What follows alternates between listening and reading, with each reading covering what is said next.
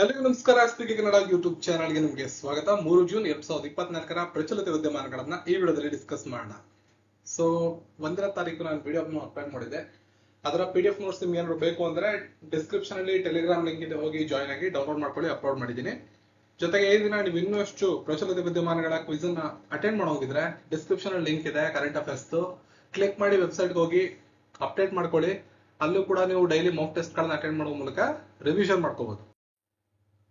ಕಳೆದ 1 ವರ್ಷದ ಪ್ರಚಲಿತ ವಿದ್ಯಮಾನಗಳು ಬೇಕು ಅಂದ್ರೆ ಕೇವಲ 70 ರೂಪಾಯಿ ನೀವು ಪೇಮೆಂಟ್ ಮಾಡಿ. ಇಲ್ಲಿ ಪೇಮೆಂಟ್ ಐಡಿಗಳನ್ನು ನೀಡಲಾಗಿದೆ. ಪೇಮೆಂಟ್ ಮಾಡ್ಬಿಟ್ಟು sbk1857@gmail.com ಗೆ ಸೆಂಡ್ ಮಾಡಿದ್ರೆ ಸಾಫ್ಟ್ ಕಾಪಿಯನ್ನ ಕಳಿಸ್ಕೊಡ್ಲಾಗುತ್ತೆ. ಪ್ರಶ್ನೆ 1, ಅಂತಾರಾಷ್ಟ್ರೀಯ ನ್ಯಾಯಾಲಯದ ಕೇಂದ್ರ ಕಚೇರಿ ಯಾವ ದೇಶದಲ್ಲಿ ಕಂಡುಬರುತ್ತೆ? ಸೊ ದಿನಪತ್ರಿಕೆಗಳಲ್ಲಿ ಬರುವಂತಹ ವಿಷಯಗಳನ್ನ ಆಧರಿಸಿ ಪ್ರಶ್ನೆಗಳನ್ನ ಇಲ್ಲಿ ಮಾಡಲಾಗುತ್ತೆ. ಇದು ಕಾಂಪಿಟೇಟಿವ್ ಎಕ್ಸಾಮ್ಸ್ ಗಳಲ್ಲಿ ಈ ರೀತಿ ಪ್ರಶ್ನೆಗಳು ಬರದೇ ಇದ್ರು ಡಿಸ್ಕ್ರಿಪ್ಟಿವ್ ಟೈಪ್ ಅಲ್ಲಿ ಇರತಕ್ಕಂಥ ಕ್ವಶನ್ಸ್ ಗಳು ನಿಮ್ಗೆ ಅನುಕೂಲ ಆಗುತ್ತೆ. ಇಲ್ಲಿ ಎಕ್ಸ್ಪ್ಲೈನ್ ಮಾಡೋದ್ರಿಂದ ವಿಷಯಗಳನ್ನ ಸಂಪೂರ್ಣವಾಗಿ ನಿಮ್ಗೆ ಅರ್ಥ ಆಗುತ್ತೆ ಯಾವ ರೀತಿ ಅಂತ. ಸೊ ಅಂತಾರಾಷ್ಟ್ರೀಯ ನ್ಯಾಯಾಲಯ ಹಲವಾರು ಸಲ ಸುದ್ದಿಯಲ್ಲಿ ಇರುತ್ತೆ. ಅಂತಾರಾಷ್ಟ್ರೀಯ ಮಟ್ಟದ ಸುದ್ದಿಗಳಲ್ಲಿ ನೀವು ಇದನ್ನು ನೋಡ್ಬೋದು. ಸಾಮಾನ್ಯ ಜ್ಞಾನ ವಿಷಯದಲ್ಲೂ ಇದನ್ನು ಓದ್ತಿರ್ತೀರಾ. ಇತ್ತೀಚೆಗೆ ಇದು ಸುದ್ದಿಯಲ್ಲಿ ಇತ್ತು. ನೆದರ್ಲ್ಯಾಂಡ್ ನ ಹೇಗಲ್ಲಿ ಅಂತಾರಾಷ್ಟ್ರೀಯ ನ್ಯಾಯಾಲಯ ಇದರ ಕೇಂದ್ರ ಕಚೇರಿ ಕಂಡುಬರುತ್ತೆ. ಏನಕ್ಕಪ್ಪ ಸುದ್ದಿಯಲ್ಲಿತ್ತು? ಇಸ್ರೇಲ್ ಮತ್ತು ಹಮಾಸ್ ಬಂಡುಕೋರರ ನಡುವೆ ಯುದ್ಧ ನಡೀತಾ ಇದೆ. ನಿಮ್ಗೆಲ್ಲ ಗೊತ್ತಿರೋಂಗೆ ಈ ಬಂಡುಕೋರರ ನಡುವಿನ ಸಂಘರ್ಷ ಹೆಚ್ಚಾಗುತ್ತಿದ್ದಂತೆ ಕಳೆದ ಸೋಮವಾರ ಅಂತಾರಾಷ್ಟ್ರೀಯ ಅಪರಾಧ ನ್ಯಾಯಾಲಯ ಹಮಾಸ್ ಮುಖಂಡ ಮತ್ತು ಇಸ್ರೇಲ್ ಪ್ರಧಾನಿ ವಿರುದ್ಧ ಬಂಧನಕ್ಕೆ ವಾರೆಂಟ್ ಅನ್ನ ಹೊರಡಿಸಿತ್ತು. ನೋಡಿ, ಅಂತಾರಾಷ್ಟ್ರೀಯ ಪ್ರಚಲಿತ ವಿದ್ಯಮಾನಗಳಿದು, ಹಾಗಾಗಿ ಇದು ಸುದ್ದಿಯಲ್ಲಿ ಇರುತ್ತೆ, ನೋಡ್ಕೋತಾ ಇರಬೇಕು. ಈ ಕುರಿತು ಮಾತನಾಡಿರುವ ಅಂತಾರಾಷ್ಟ್ರೀಯ ಅಪರಾಧ ನ್ಯಾಯಾಲಯದ ಪ್ರಾಸಿಕ್ಯೂಟರ್ ಕರೀಂ ಖಾನ್, ಇಸ್ರೇಲ್ನ ಪ್ರಧಾನಿ ಬೆಂಜಮಿನ್ ನೆತನ್ಯಾಹು, ಇಸ್ರೇಲ್ನ ಪ್ರಧಾನಮಂತ್ರಿಗಳು ಯಾರು?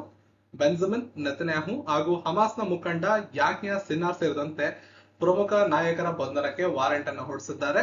ಈ ಹಿನ್ನೆಲೆಯಲ್ಲಿ ಅಂತಾರಾಷ್ಟ್ರೀಯ ನ್ಯಾಯಾಲಯ ಸುದ್ದಿಯಲ್ಲಿರೋದನ್ನ ನೀವು ಗಮನಿಸಬಹುದು.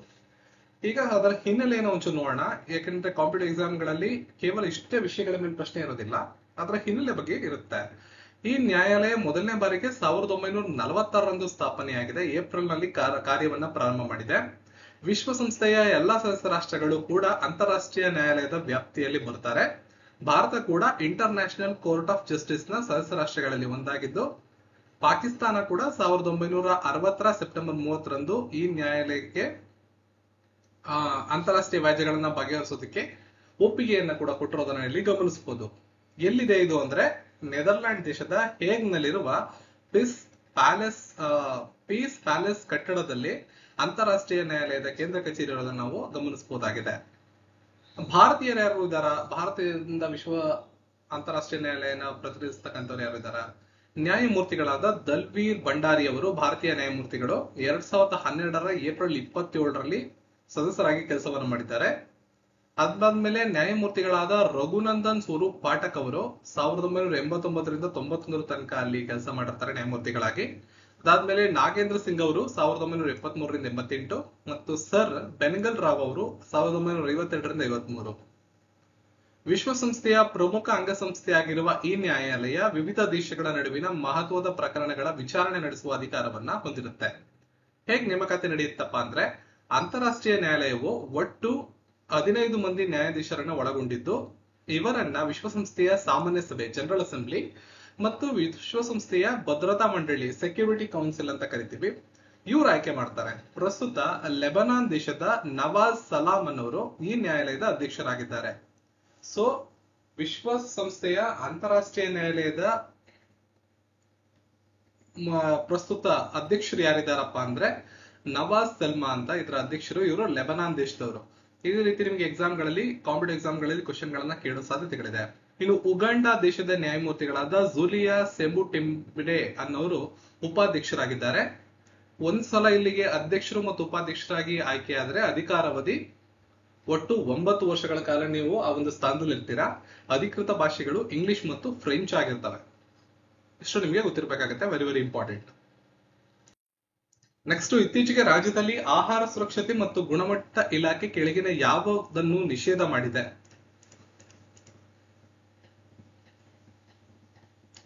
ಸೊ ರಾಜ್ಯಕ್ಕೆ ಸಂಬಂಧಪಟ್ಟಂತಹ ಪ್ರಚಲಿತ ವಿದ್ಯಮಾನ ಇದು. ಸರಿಯಾದ ಉತ್ತರ ಲಿಕ್ವಿಡ್ ನೈಟ್ರೋಜನ್. ಇಲ್ಲಿ ನೋಡ್ಬೋದು, ರಾಜ್ಯದಲ್ಲಿ ಆಹಾರ ಸುರಕ್ಷತೆ ಮತ್ತು ಗುಣಮಟ್ಟ ಇಲಾಖೆ ಲಿಕ್ವಿಡ್ ನೈಟ್ರೋಜನ್ ಅನ್ನು ನಿಷೇಧ ಮಾಡಿ ಆದೇಶವನ್ನ ಹೊರಡಿಸಿದೆ. ಹೋಟೆಲ್, ರೆಸ್ಟೋರೆಂಟ್, ಸ್ಮೋಕಿಂಗ್ ಬಿಸ್ಕೆಟ್ ಹಾಗೂ ಡೆಸರ್ಟ್ ಮತ್ತು ಇತರೆ ತಿನಿಸುಗಳ ಸೇವನೆಗಾಗಿ ಗ್ರಾಹಕರಿಗೆ ಒದಗಿಸುವ ಸಂದರ್ಭದಲ್ಲಿ ಲಿಕ್ವಿಡ್ ನೈಟ್ರೋಜನ್, ದ್ರವ ಸಾರಜನಕ ಅಂತ ಕರಿತೀವಿ, ಇದನ್ನ ಬಳಸುವುದನ್ನ ನಿರ್ಬಂಧಿಸಲಾಗಿದೆ. ಈ ಕುರಿತು ಮೇ 3ರಂದು ಆದೇಶವನ್ನ ಹೊರಡಿಸಲಾಗಿದ್ದು ಅಧಿಕೃತ ಪ್ರಕಟಣೆಯನ್ನು ಕೂಡ ಮಾಡಲಾಗಿದೆ. ಏನಪ್ಪಾ ಯಾಕೆ ಇದನ್ನ ಬಳಸಬಾರ್ದು ಅಂದ್ರೆ, ಆರೋಗ್ಯದ ಮೇಲೆ ಇದು ತೀವ್ರ ಪರಿಣಾಮವನ್ನು ಬೀರುತ್ತೆ. ಇದು ತುಟಿ, ನಾಲಿಗೆ, ಗಂಟಲು, ಶ್ವಾಸಕೋಶ, ಹೊಟ್ಟೆ ಮುಂತಾದ ಭಾಗಗಳಿಗೆ ಹಾನಿಯನ್ನು ಉಂಟು ಮಾಡುತ್ತೆ. ಇದು ಗಾಯಗಳಿಗೆ ಕಾರಣವಾಗುತ್ತೆ ಮತ್ತು ಅಂಗಾಂಶಗಳನ್ನ ಸುಡುತ್ತೆ. ಇದು ಹೊಟ್ಟೆ ತಲುಪಿದರೆ ಅಂಗಾಂಶವು ರಂಧ್ರ ಕೂಡ ಆಗ್ಬೋದು. ಶ್ವಾಸಕೋಶದಲ್ಲಿ ಇದು ಕಾರ್ಬನ್ ಡೈಆಕ್ಸೈಡ್ ಅನ್ನು ಉತ್ಪಾದನೆ ಮಾಡುತ್ತೆ. ಇದರಿಂದ ವ್ಯಕ್ತಿ ಪ್ರಜ್ಞಾಹೀನ ವ್ಯವಸ್ಥೆ ಕೂಡ ಹೋಗಬಹುದಾಗಿರುತ್ತೆ. ಎಲ್ಲೆಲ್ಲಿ ಬಳಸ್ತಾರೆ? ಸಂಭಾವ್ಯವಾಗಿ ಮಾರಣಾಂತಿಕ ಚರ್ಮದ ಗಾಯಗಳನ್ನ ತೆಗೆದು ಹಾಕೋದಕ್ಕೆ ಕ್ರಮೋಥೆರಪಿ ಅಂತ ಏನ್ ಹೇಳ್ತೀವಿ, ಅಲ್ಲಿ ಬಳಸ್ತಾರೆ. ಕಡಿಮೆ ತಾಪಮಾನದಲ್ಲಿ ಜೀವಕೋಶಗಳನ್ನು ಸಂಗ್ರಹಿಸುವ ಪ್ರಯೋಗಾಲಯದಲ್ಲಿ ಬಳಸ್ತಾರೆ. ಸಂತಾನೋತ್ಪತ್ತಿ ಕೋಶಗಳು ಮತ್ತು ಇತರ ಜೈವಿಕ ಮಾದರಿಗಳು ಮತ್ತು ವಸ್ತು ಸಂಗ್ರಹಗಳಲ್ಲಿ ಬಳಸ್ತಾರೆ. ಪ್ರಾಣಿಗಳ ಆನುವಂಶಿಕ ಸಂಪನ್ಮೂಲಗಳಲ್ಲಿ ಅದನ್ನ ಕ್ರಯೋ ಕನ್ಸರ್ವೇಷನ್ ಅಂತ ಕರಿತೀವಿ, ಅದನ್ನ ಸುಲಭ ಮಾಡೋದಕ್ಕೋಸ್ಕರ ಬಳಸ್ತಾರೆ. ಇನ್ನು ಖಗೋಳಶಾಸ್ತ್ರದಲ್ಲಿ ಸಿಸಿಡಿ ಕ್ಯಾಮೆರಾಗಳಿಗೆ ಬಳಕೆ ಮಾಡ್ತಾರೆ. ಏನು ಎಲ್ಲೆಲ್ಲಿ ನಿಷೇಧ ಆಗಿದೆ ಅಂತ ಒಂದ್ಸಲ ನೋಡ್ಬಿಡೋದಾದ್ರೆ, ತಮಿಳುನಾಡಿನಲ್ಲೂ ಕೂಡ ಇದನ್ನ ನಿಷೇಧ ಮಾಡಲಾಗಿದೆ, ನಮ್ಮ ನೆರೆಯ ರಾಜ್ಯ. ಆಹಾರವನ್ನ ತಕ್ಷಣ ತಣ್ಣಗೆ ಮಾಡುವುದಕ್ಕೆ ಮತ್ತು ಸ್ಮೋಕ್ ಬಿಸ್ಕೆಟ್, ಬಿಯರ್, ಐಸ್ ಕ್ರೀಮ್ಗಳಲ್ಲಿ ಇದನ್ನ ಬಳಕೆ ಮಾಡ್ತಾರೆ. ಇದರಿಂದ ಜೀವಕ್ಕೆ ಅಪಾಯವಿದೆ. ಈ ಹಿನ್ನೆಲೆಯಲ್ಲಿ ತಮಿಳುನಾಡು ಸರ್ಕಾರ ಬಿಸ್ಕೆಟ್, ಐಸ್ ಕ್ರೀಮ್ಗಳಂತಹ ಆಹಾರ ಪದಾರ್ಥಗಳ ಜೊತೆ ಲಿಕ್ವಿಡ್ ನೈಟ್ರೋಜನ್ ನೇರ ಬಳಕೆಗೆ ನಿಷೇಧವನ್ನ ಹೇರಿದೆ. ಇದು ನಿಮ್ಗೆ ಗೊತ್ತಿರ್ಬೇಕು, ನಮ್ಮ ನೆರೆಯ ರಾಜ್ಯ ಆಗಿರೋದ್ರಿಂದ ಇದು ನಿಷೇಧ ಮಾಡಿರ್ತಕ್ಕಂಥದ್ದು ನಿಮ್ಗೆ ಗೊತ್ತಿರ್ಬೇಕಾಗತ್ತೆ. ಇನ್ನು ಲಿಕ್ವಿಡ್ ನೈಟ್ರೋಜನ್ ಅನ್ನ ಔಷಧ ಮತ್ತು ರಾಸಾಯನಿಕ ಕಂಪನಿಗಳು 40 ಡಿಗ್ರಿ ಸೆಂಟಿಗ್ರೇಡ್ಗಿಂತ ತಂಪಾಗಿರಿಸಲು ಬಳಕೆ ಮಾಡ್ತಾರೆ. ಅಲ್ಲದೆ ಫ್ರೀಸ್ ಮಾಡುವ ಹಲವು ವಿಧಾನಗಳಲ್ಲಿ ಇದನ್ನು ಬಳಕೆ ಮಾಡ್ತಾರೆ. ಅದನ್ನು ಸುರಿದರೆ ತಟ್ಟನೆ ಹಿಗ್ಗಿ ಬಿಳಿಯ ಧೂಮದೊಂದಿಗೆ ಆವಿಯನ್ನ ಬಿಡುತ್ತೆ. ಇದರಲ್ಲಿ ನೀವು ನೋಡಿರ್ತೀರಾ, ಹಲವಾರು ಟಿವಿ ಕಾರ್ಯಕ್ರಮಗಳಲ್ಲಿ ಕೂಡ, ಅಂದ್ರೆ ನ್ಯೂಸ್ ಚಾನೆಲ್ಗಳಲ್ಲಿ ಕೂಡ ಇದರ ಬಗ್ಗೆ ಮಾಹಿತಿಯನ್ನು ತಿಳಿಸುವಂತಹ ಸಂದರ್ಭದಲ್ಲಿ ಸಾಂದರ್ಭಿಕ ಚಿತ್ರವಾಗಿ ತೋರಿಸಿರ್ತಾರೆ, ಅಲ್ಲಿ ನೀವು ನೋಡ್ಬೋದಾಗಿರ್ತದೆ. ಇನ್ನು ಶಿಕ್ಷೆ ಏನು ಅಂತ ಹೇಳಿದ್ರೆ, ಒಂದು ವೇಳೆ ಬಳಸಿದರೆ 7 ವರ್ಷ ಶಿಕ್ಷೆ, 10 ಲಕ್ಷ ರೂಪಾಯಿ ದಂಡವನ್ನು ವಿಧಿಸಲಾಗುತ್ತೆ ಅಂತ ಹೇಳಿರ್ತಾರೆ. ಇತ್ತೀಚೆಗೆ RBI ಯಾವ ದೇಶದಿಂದ 100 ಟನ್ ಚಿನ್ನವನ್ನ ಮರಳಿ ಭಾರತಕ್ಕೆ ತಂದಿದೆ? ಸರಿಯಾದ ಉತ್ತರ ಬ್ರಿಟನ್. ವಿದೇಶದಲ್ಲಿ ಇರುವ ಚಿನ್ನದ ದಾಸ್ತಾನನ್ನ ಪರಿಶೀಲಿಸಿ ತನ್ನ ನೀತಿಯನ್ನ ಪರಿಷ್ಕರಿಸುವ ಭಾರತೀಯ ರಿಸರ್ವ್ ಬ್ಯಾಂಕ್ ಆಫ್ ಇಂಗ್ಲೆಂಡ್ ನಿಂದ ಸುಮಾರು 100 ಟನ್ ಅಂದ್ರೆ 1 ಲಕ್ಷ ಕಿಲೋ ಚಿನ್ನವನ್ನ ಭಾರತಕ್ಕೆ ತಂದಿದೆ. 1991ರ ನಂತರ ಇದೇ ಮೊದಲನೇ ಬಾರಿಗೆ ಇಷ್ಟು ಪ್ರಮಾಣದ ಹಳದಿ ಲೋಹವನ್ನ ಭಾರತಕ್ಕೆ ತರಲಾಗಿರುವುದು ಗಮನಾರ್ಹವಾದ ವಿಷಯವಾಗಿದೆ. RBIನ ಮುಂಬೈ ಮತ್ತು ನಾಗಪುರ ಕಚೇರಿಯಲ್ಲಿ ಚಿನ್ನವನ್ನ ಇಡಲಾಗುತ್ತೆ. RBI ತನ್ನ 2023-24ರ ಹಣಕಾಸು ವರದಿಯಲ್ಲಿ ಈ ವಿವರವನ್ನ ಪ್ರಕಟಿಸಿದ್ದು, ಭಾರತ ವಿದೇಶದಲ್ಲಿ ಇರಿಸಿದ ಚಿನ್ನವನ್ನ ಮುಂದಿನ ದಿನಗಳಲ್ಲಿ ಮತ್ತಷ್ಟು ಪ್ರಮಾಣದಲ್ಲಿ ಮರಳಿ ತರಲಾಗುತ್ತೆ ಅಂತ ಹೇಳಿರ್ತಾರೆ. ಹೇಗೆ ತರಲಾಯಿತು? 100 ಟನ್ ಚಿನ್ನವನ್ನ ಮರಳಿ ತರಲು ತಿಂಗಳುಗಟ್ಟಲೆ ಯೋಜನೆಯನ್ನು ರೂಪಿಸಲಾಗಿದೆ. RBI, ಹಣಕಾಸು ಸಚಿವಾಲಯ ಮತ್ತು ಸರ್ಕಾರದ ಇತರ ಇಲಾಖೆಗಳ ಸಂಪೂರ್ಣ ಸಹಕಾರದಿಂದ ವಿಶೇಷ ವಿಮಾನದಲ್ಲಿ ಈ ಚಿನ್ನವನ್ನ ಸುರಕ್ಷಿತವಾಗಿ ಭಾರತಕ್ಕೆ ತರಲಾಗಿದೆ. ಬ್ರಿಟನ್ ನಲ್ಲಿ ಯಾಕಪ್ಪ ಇಟ್ಟಿದ್ರು ಅಂತ ನೋಡೋದಾದ್ರೆ, ಭಾರತ ಮಾತ್ರವಲ್ಲ, ವಿಶ್ವದ ಹಲವು ದೇಶಗಳು ಚಿನ್ನದ ಸುರಕ್ಷತೆ ದೃಷ್ಟಿಯಿಂದ ಹಳದಿ ಲೋಹವನ್ನ ಲಂಡನ್ನ ಬ್ಯಾಂಕ್ ಆಫ್ ಇಂಗ್ಲೆಂಡ್ ನಲ್ಲಿ ಇರಿಸುತ್ತಾರೆ. ಭಾರಿ ಪ್ರಮಾಣದ ಚಿನ್ನವನ್ನ ಸಂಗ್ರಹಿಸಲು ಸುರಕ್ಷತೆ ವ್ಯವಸ್ಥೆ ಮತ್ತು ಸಂಗ್ರಹಾಲಯಗಳು ಇಲ್ಲದೆ ಇದ್ದಾಗ ಚಿನ್ನವನ್ನ ಬ್ಯಾಂಕ್ ಆಫ್ ಇಂಗ್ಲೆಂಡ್ ನಲ್ಲಿ ಇರಿಸಲಾಗುತ್ತೆ. ಇದಕ್ಕಾಗಿ ಆಯಾ ದೇಶಗಳು ಬ್ಯಾಂಕ್ ಆಫ್ ಇಂಗ್ಲೆಂಡ್ಗೆ ನಿಗದಿತವಾಗಿ ಶುಲ್ಕವನ್ನು ಕೂಡ ಪಾವತಿ ಮಾಡ್ತಾರೆ.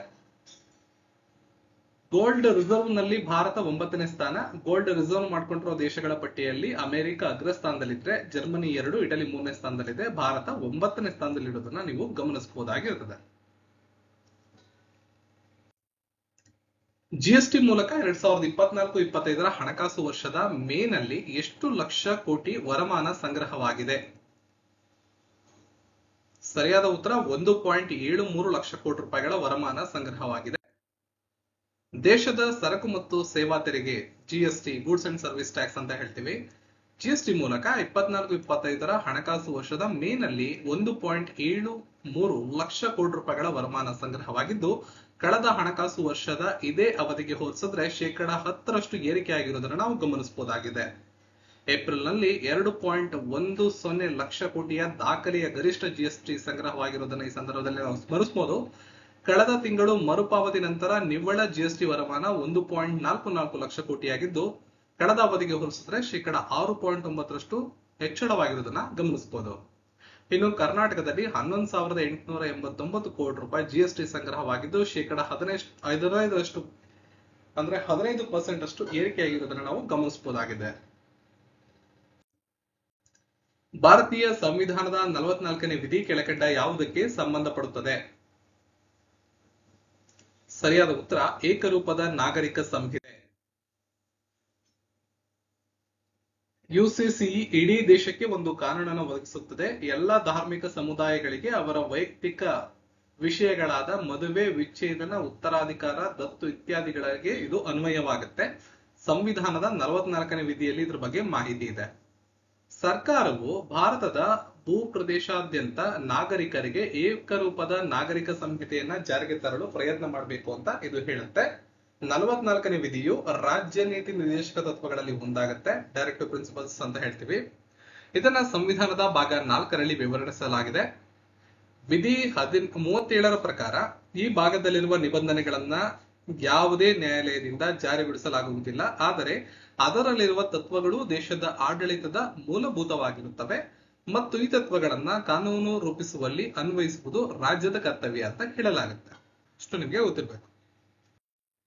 ಇನ್ನು ಈ ದಿನದ ಸಾಮಾನ್ಯ ಜ್ಞಾನದ ಪ್ರಶ್ನೆಗಳನ್ನ PDF ನ ಕೊನೆಯಲ್ಲಿ ನೀವು ಡೌನ್ಲೋಡ್ ಮಾಡ್ಕೊಂಡಾಗ ಓದ್ಕೊಳ್ಳಿ. ಇದು ಮುಂಬರುವ ಪರೀಕ್ಷೆಗಳಿಗೆ ಅನುಕೂಲ ಆಗುತ್ತೆ. ಇನ್ನು ಈ ದಿನದ ಪ್ರಶ್ನೆ, ಇತ್ತೀಚೆಗೆ ಸುದ್ದಿಯಲ್ಲಿ ಕಂಡು ಬಂದಂತಹ ರುದ್ರಂ M2 ಕ್ಷಿಪಣಿಯನ್ನ ಯಾವ ಸಂಸ್ಥೆ ಅಭಿವೃದ್ಧಿಪಡಿಸಿದೆ? DRDO, ISRO, ಜಾಕ್ಸಾ, ESA. ನಿಮ್ಮ ಉತ್ತರವನ್ನ ವಿಡಿಯೋದ ಕಾಮೆಂಟ್ ಸೆಕ್ಷನ್ ಅಲ್ಲಿ ತಿಳಿಸಿ. ರುದ್ರಂ M2 ಕ್ಷಿಪಣಿಯ ಬಗ್ಗೆ ನಿಮಗೆ ಮಾಹಿತಿ ಗೊತ್ತಿದೆ, ಸಂಕ್ಷಿಪ್ತವಾಗಿ ಕೂಡ ಬರೀಬಹುದು.